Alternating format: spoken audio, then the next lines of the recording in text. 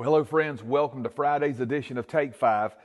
This week we have been discussing Holy Week and the events that happened in the life of Jesus that last week before he was crucified on Friday.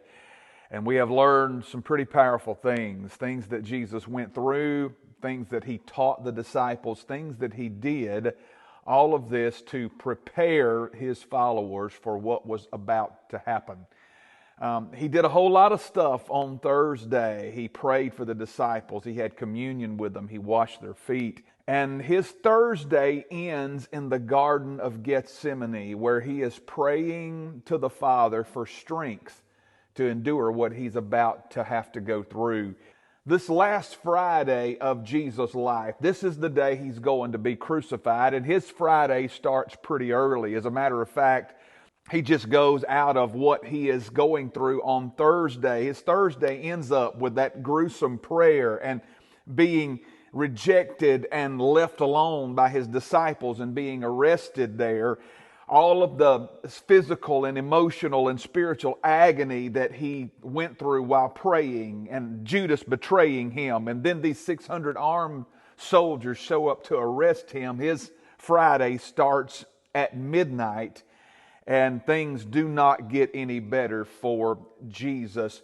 He's taken sometime after midnight to the palace of the high priest, where Annas, the leader of the Sanhedrin, Caiaphas, the high priest, the scribes and the elders, the chief priests, they're all there. They're waiting on him. They're prepared to do everything that they can to find a way to kill this man. They sought for false witnesses to testify against them, but those guys couldn't keep their story straight. Finally, two witnesses came forward, and they took Jesus' own words and twisted them and perverted them. And this is what gave these people the open door, these religious leaders the open door to do what they did to our Lord. He was accused by all who were near to him, those that seemed to be the ones that would follow him. Not the 12, mind you, but others that followed him. He was accused by those. He was accused by friends. He was accused by followers. They spat on his face. They hit him with their fists, and to make a mock of who he had said he was, rather, they blindfolded him and demanded that he prophesy and prove himself and tell them who it was that was hitting them. When they finished with that, they bound him and carried him before Pilate, the most cruel Roman procurator that had ever lived, expecting that Pilate would give a death sentence immediately. But Pilate's wife had had a dream, and in that dream, she had come to the conclusion that Pilate should leave this man alone, and she told her husband that, and he listened to what his wife said because she was so troubled.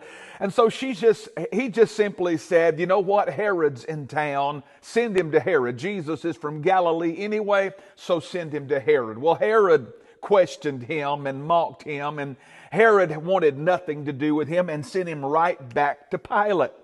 Well, Pilate questions Jesus, and as was his custom, he turned to the people and gave the people the choice of choosing someone that he would release to them. On crucifixion day, he always did this, and he thought surely these people will want this good man, Jesus, released, and this mercenary Barabbas, they would have him killed. But the crowd didn't go that way. They shouted, "Crucify Jesus and release to us Barabbas." Well, Pilate turned and washed his hands before the crowd and said, "I'm not guilty of this man's blood. I disagree with what you're saying, but I am going to bend to the will of the people." And so he had Jesus whipped. They carried him to the whipping post. They stripped his robe off him and tied him over that whipping post and gave him 39 lashes with a cat of nine tails. The flares in the end of that whip contained pieces of bone and metal and rock and stone and so many other things. And his flesh was torn and hanging in ribbons. 39 lashes they gave him because 40 was considered to be cruel and inhumane. After this, he was carried into a common hall called the Praetorium, where 200 soldiers stripped him completely naked, placed a scarlet robe on him, pressed a crown of thorns into his head, and put a flimsy reed like a cattail in his head, and bowed before him in mockery, and said, "Hail, O mighty King of the Jews." They spit on him more, and hit him in the head, and stripped him naked again now, tore that robe off of him, and made him now carry his own cross out to Golgotha. Before they crucified him, the soldiers offered him wine mixed with myrrh, and this was to help numb the senses and dull the pain. But he refused to drink that and chose rather to drink the cup that his Father had given him. At 9 a.m. on Friday morning, they crucified him between two thieves. They gambled for his clothes. They sat down and watched him. At 12 noon, the sun hid its face and refused to shine, and the whole land was covered with darkness.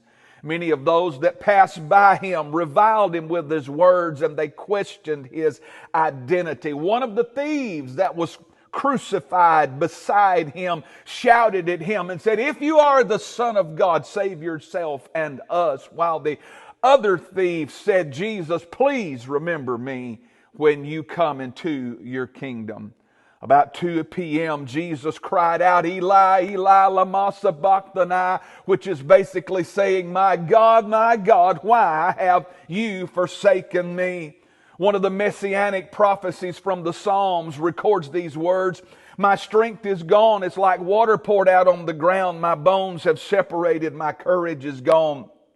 My mouth is as dry as a piece of baked pottery. My tongue sticks to the roof of my mouth. You've left me dying in the dust. The dogs are all around me. A pack of evil people have trapped me. They pierced my hands and feet. I can see each one of my bones. My enemies are looking at me. They just keep staring. They divide my clothes among themselves. They throw lots for what I'm wearing. Lord, don't leave me. You are my strength. Hurry and help me." When he was thirsty, they offered him the same sour wine as before, but this time there was no myrrh in it. This time it was intended to keep him alive as long as possible so he could endure the pain. 6 hours he hung there in agony, writhing up and down on the cross, gasping for breath until he finally said, "It is finished." And he bowed his head and he gave up the spirit and died. And his death was so powerful. He died until the earth got nervous and shook. He died until the graves of righteous people broke open. He died until a centurion standing near said, "Surely this man was the Son of God." He died till the veil in the temple was rent in two from top to the bottom. He died until law gave way to grace and the old covenant was fulfilled and replaced by a new covenant.